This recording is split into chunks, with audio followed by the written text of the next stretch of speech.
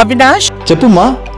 దగ్గరలో ఉన్న మెడ్ప్లస్ కు వెళ్లి మెడ్ప్లస్ బ్రాండ్ మెడిసిన్స్ అని అడిగి కొనుక్కునరా. అక్కడ 50 to 80% తగ్గింపుకు వస్తుంది. మీరు తీసుకునే అదే మందులు, అదే నాణ్యమైన మందులు, కానీ సగం ధరకే.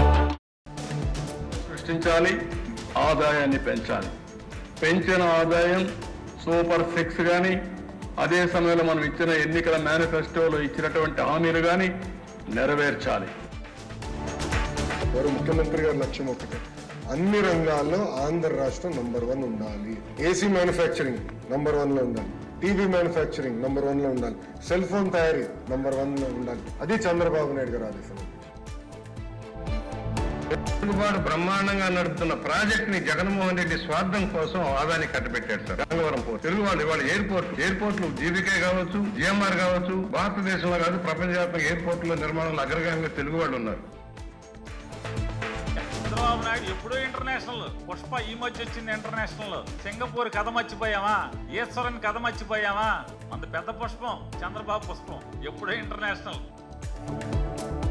తెలుగుదేశం పార్టీకి సంబంధించినటువంటి నాయకులు ఎవరైతే అనుచితంగా ఈ రోజు ప్రవర్తిస్తున్నారో, అధికారం ఉంది కదా అని అడ్డు పెట్టుకుని భారీ మూల్యం చెల్లించుకోవాల్సినటువంటి పరిస్థితి ఏర్పడుతుందని చెప్పి హెచ్చరిస్తున్నా. వాళ్లతో పాటు ఎవరైతే అధికారులు అంటకాగుతున్నారో, అంటకాగేటువంటి ఏ అధికారిని కూడా విడిచిపెట్టేటువంటి ప్రసక్తి ఉండదు. చేస్తే చంద్రబాబు నాయుడు గారు అంటారు కదా 95 నాటి ముఖ్యమంత్రిని, వారికి చేతనైనటువంటి వెన్నుపోటు రాజకీయం ద్వారా ఆ రోజు ఏ విధంగా ఎన్టీ రామారావు గారిని అయితే దించారో, ఇవాళ పిఎస్సి నుంచి వైఎస్ఆర్ కాంగ్రెస్ పార్టీని దూరం చేశారు. నీకు నిజంగానే చెల్లెల మీద ప్రేమ ఉంటే, ఏ ఇష్యూ అయితే బాలకృష్ణ బిల్డింగ్ నుంచి అప్పుడు జరిగిందో ప్రభాస్ కు నాకు సంబంధం ఉంది అని, అదే ఇష్యూని గత 5 సంవత్సరాలలో మీ సైతాన్ సైన్యం మీ సోషల్ మీడియాలో మీరు వాడుకోలేదా? ఈ రోజుకి కూడా నాకు ప్రభాస్ అంటే ఎవడో తెలియదు. పక్షపాతంగా ఎంక్వైరీ జరిగితే మోడీ గారు ప్రధానమంత్రిగా పదవి బాధ్యతలు తప్పుకోవాల్సిన పరిస్థితి వస్తుంది. ఇంట్లో బాహటంగా మోడీ యొక్క పాత్ర వల్లే అదాని దురాఘాతకాలకు పాడిపోతున్నారని వాస్తవం. రాష్ట్ర హైకోర్టు తీర్పు ఎమ్మెల్యేల అర్హత పైన నేడు ఇచ్చినటువంటి తీర్పు టీఆర్ఎస్ పార్టీకి చెల్లుమణేలా వచ్చిన తీర్పుగా మేము భావిస్తున్నాం.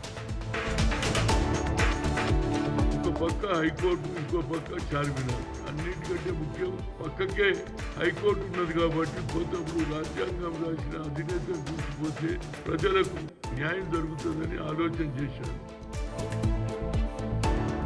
బీజేపీ, బీఆర్ఎస్ ఈ 2 పార్టీలు కూడా ఒక అండర్ హ్యాండ్ డీలింగ్తో, సీక్రెట్ ఎజెండాతో ఈ రాష్ట్రంలో గందరగోళం వచ్చి తద్వారా రాజకీయ ప్రయోజనం పొందాలనేటువంటి ఆలోచన చేస్తూ ఉన్నాయి.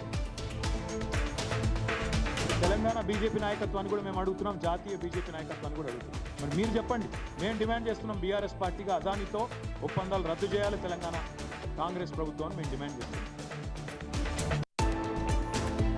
ఆ రోజేమో అన్ని పంటలకు బోనస్ ఇస్తామన్నారు, పత్తికి కూడా 500 బోనస్ అని చెప్పారు. కానీ ఈరోజు బోనస్ మాట బోగస్ అయిపోయింది. కనీసం మద్దతు ధర కూడా రావడం లేదు.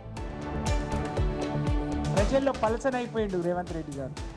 ఇవాళ సొంత నియోజకవర్గంలో మరి గిరిజనులను ఒప్పించలేక వాళ్ళని బజారున పడేసి, ఆయన కూడా బజారున, అసలు వాళ్ళని బజారు పడేయటం ఒక ఎత్తు అయితే ఆయన బజారున పడిపోయింది. డోర్నకల్ ఎమ్మెల్యే గారే కేటీఆర్ గారు వస్తే రాళ్లతో కొడతా ఉంటారు. మేము ప్రధానంగా మా డిమాండ్ బీఆర్ఎస్ పార్టీ తరఫున, రాళ్లతో కొడతామన్నా డోర్నకల్ ఎమ్మెల్యే గారు సుమోటుగా మేము ముందు ఫస్ట్ కేసు పెట్టాలని డిమాండ్ చేస్తాము.